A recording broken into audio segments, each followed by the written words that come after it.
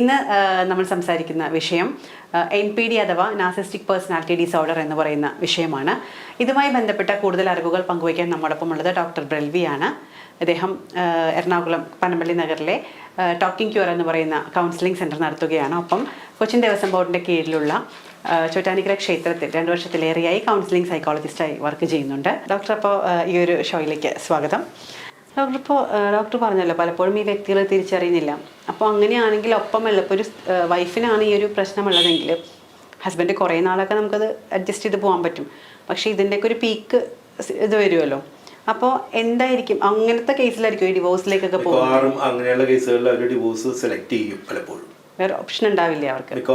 അവര് ഞാൻ പറഞ്ഞില്ല, എമ്പതി ഇല്ലാത്തൊരു വ്യക്തിനോട് നമ്മളിങ്ങനെ കഴിയുക. വൈഫിനോട്, അച്ഛനോടോ അമ്മയോടോ വൈഫിനോടോ കുട്ടികളോടോ ആരോടും ഇവർക്ക് ഉണ്ടാവില്ല ഇത്തരത്തിലൊരു.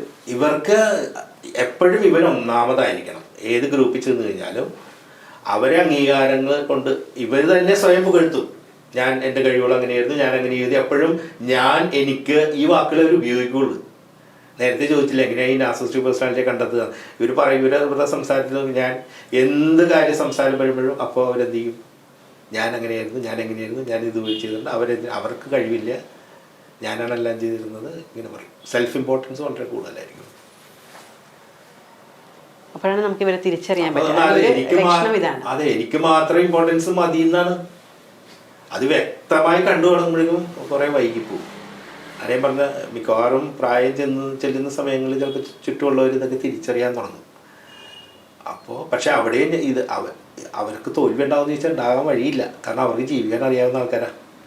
ഞാൻ പറഞ്ഞില്ലേ, അവർക്ക് സാഹചര്യങ്ങളെ വേണ്ട രീതിയിൽ യൂട്ടിലൈസ് ചെയ്യാനും എക്സ്പ്ലോയിറ്റ് ചെയ്യാനും അവർക്ക്. യൂട്ടിലൈസേഷൻ എന്നതിനേക്കാളും നല്ലൊരു വാക്ക് എക്സ്പ്ലോയിറ്റേഷൻ തന്നെയാണ്. അതുകൊണ്ടാണ് പാരസൈറ്റ് എന്ന് പറയുന്നത്. പാരസൈറ്റിനെ പോലെ അറിയില്ല, അവർക്ക് എമ്പതി ഇല്ല. അവരെ ഹെൽപ്പ് ചെയ്യുന്ന ഒരു വ്യക്തിയാണെന്നുള്ള ചിന്തയൊന്നും അവർക്കുണ്ടാവില്ല.